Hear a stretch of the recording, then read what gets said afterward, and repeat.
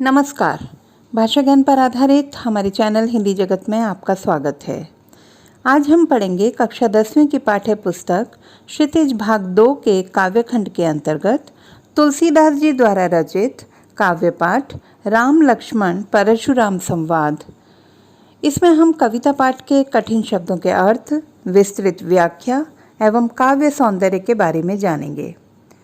बच्चों, इसके 3 प्रथम पद हम हमारे पिछले वीडियो तुलसीदास भाग 1 में पढ़ चुके हैं। आज हम चौथे खंड से इसका प्रारंभ करेंगे। आइए देखते हैं चौथा खंड। चौथा खंड कौशिक सुनहु से कथहि प्रतापु तक है। सबसे पहले इसके शब्दार्थ की बात करते हैं। कौशिक यानी विश्वामित्र, घालकु कुल को नष्ट करने वाला, भानुवंश सूर्यवंश, निरंकुश उद्दंड, कवलु ग्रास या शिकार, खोरी दोष, अक्षोभा अक्रोधी, सूर शूरवीर। पंक्तियों के आधार पर इसकी व्याख्या देखते हैं। कौशिक सुनहु मंद येहु बालकु, कुटिल कालु बस निज कुल घालकु, भानुवंश राकेश कलंकु, निपट निरंकुशु अबुद असंकु। हे विश्वामित्र, सुनो, यह बालक बहुत ही कुटिल और कुबुद्धि है। काल के वशीभूत होकर यह अपने ही कुल का घातक बन रहा है। यह सूर्यवंश रूपी चंद्रमा का कलंक है। यह पूरी तरह मूर्ख, निडर और उद्दंड है। काल कवलु होई छिन माही, कहूँ पुकारी खोरी मोहि नाही, तुम हट कहु जो चहु उबारा, कही प्रताप बल रोष हमारा। अभी क्षण भर में ही यह काल का ग्रास हो जाएगा। मैं पुकार कर कह देता हूँ, फिर मुझे दोष न देना। यदि तुम इसे बचाना चाहते हो तो हमारे प्रताप, बल और क्रोध के बारे में इसे बतलाकर रोक लो। लखन कहु मुनि सुजस तुम्हारा, तुम्हि अछत को बरने पारा, अपने मुँह तुम आपनी करनी, बार अनेक भांति बहु बरनी। लक्ष्मण जी ने कहा, हे मुनि श्रेष्ठ, आपके रहते आपके प्रताप का वर्णन कौन कर सकता है। आप अपने ही मुंह से अपने कार्यों की प्रशंसा अनेक प्रकार से कर चुके हैं। नहीं संतोषु तो पुनि कुछ कहहु, जनिरिस रोकी दुसह दुख सहहु, वीर व्रति तुम धीर अछोभा, गारी देत न पावहु शोभा। इतने पर भी यदि आपको संतोष न हुआ हो तो आप फिर और कुछ कह दीजिए। क्रोध रोककर इस दुख को सहन न कीजिए। आप वीरता का व्रत धारण करने वाले, धैर्यवान और शोभ रहित हैं। गाली देते हुए आप शोभा नहीं पाते। सूर समर करनी करहीं, कहीं न जना वहीं आप, विद्यमान रन पाई रिपु, कायर कथई प्रताप। लक्ष्मण जी कहते हैं कि शत्रु को युद्ध में उपस्थित पाकर कायर ही व्यर्थ में अपने प्रताप की डींगें हाँकते हैं। यदि आप शूरवीर हैं तो वीरता दिखाइए। कायरों की भांति बढ़ चढ़कर बातें ना बनाइए। अब देखते हैं काव्य सौंदर्य। लक्ष्मण के मुख से सच्चे वीर के गुणों का वर्णन करवाया गया है। भानुवंश राकेश कलंकु में रूपक अलंकार है। करनी करही कही निपट निरंकसु में अनुप्रास अलंकार है। प्रवाहपूर्ण अवधि भाषा का प्रयोग है। अब देखते हैं 5वां पद। 5वां पद तुम तो कालू से लेकर बूझ अबूझ तक है। देखते हैं इसके कठिन शब्द।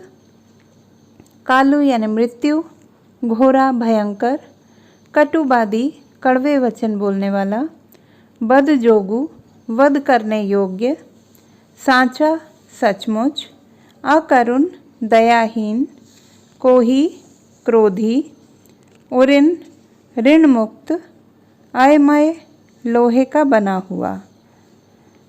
पंक्तियों के आधार पर व्याख्या देखते हैं। तुम तो कालु हाँक जनु लावा, बार बार मोहि लागी बुलावा, सुनत लखन के वचन कठोरा, परसु सुधारी धरेउ कर धोरा। भरी सभा में परशुराम के इस तरह धमकाने पर लक्ष्मण परशुराम से बोले, आप तो मानो मृत्यु को हाँक लगा लगा कर मेरे लिए बुला रहे हो। लक्ष्मण के यह कठोर वचन सुनते ही परशुराम ने क्रोध में भरकर अपने फरसे को सीधा कर लिया और बोले, अब जनि देई दोष मोहि लोगु, कटुबादी बालक बद जोगु, बाल बिलो की बहुत मैं बाँचा, अब येहु मर निहार भा सांचा। आप लोग इस बालक के वध के लिए मुझे दोष न दें। यह कटु वचन कहने के कारण वध योग्य हो गया है। मैं इसे बालक समझकर बहुत देर छोड़ता रहा, पर अब तो यह सचमुच ही मारने योग्य हो चुका है। कौशिक कहा क्षमीय अपराधु, बाल दोष गुण गनहि न साधु, खर कुठार मैं अकरुण को ही, आगे अपराधी गुरुद्रोही।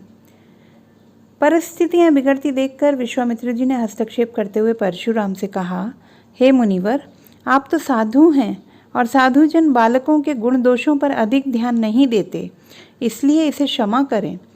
परशुराम बोले, विश्वामित्र जी, आप जानते हैं कि मैं अत्यधिक क्रोधी और निर्दयी स्वभाव का हूँ। सामने मेरे गुरु का अपमान करने वाला अपराधी खड़ा है और वह बार बार कटु वचन भी कहे जा रहा है। उतर देत छोड़ो बिनु मारे, केवल कौशिक सील तुम्हारे, न ते ये ही काटि कुठार कठोरे, गुरहि उरिन होतौ श्रम थोरे। इतने पर भी मैं अगर इसे बिना मारे छोड़ रहा हूँ तो केवल आपके प्रेम और सद्भाव के कारण, अन्यथा मैं इसे फरसे से काट कर थोड़े ही श्रम से गुरु के ऋण से उऋण हो गया होता। गादी सुनो का हृदय हसी मुनि ही हरिहरे सूझ, आय मैं खांड न ओखमय, अजहु न बूझ अबूझ। परशुराम की बातें सुनकर विश्वामित्र जी मन ही मन हंसकर बोले, मुनि परशुराम को कैसे हरा ही हरा सूझ रहा है। अर्थात सब क्षत्रियों को हराने के कारण वे राम लक्ष्मण को भी सामान्य क्षत्रिय ही मान रहे हैं। वे यह नहीं जानते कि उनके सामने गन्ने के रस से बनी खांड नहीं, बल्कि लोहे का बना हुआ तेज खांडा यानी कि तलवार है। कहने का तात्पर्य यह है कि राम लक्ष्मण सामान्य वीर न होकर बहुत पराक्रमी योद्धा हैं और मुनि परशुराम अज्ञानियों की भांति उनके प्रभाव को समझ नहीं पा रहे हैं। अब बात करते हैं काव्य सौंदर्य की।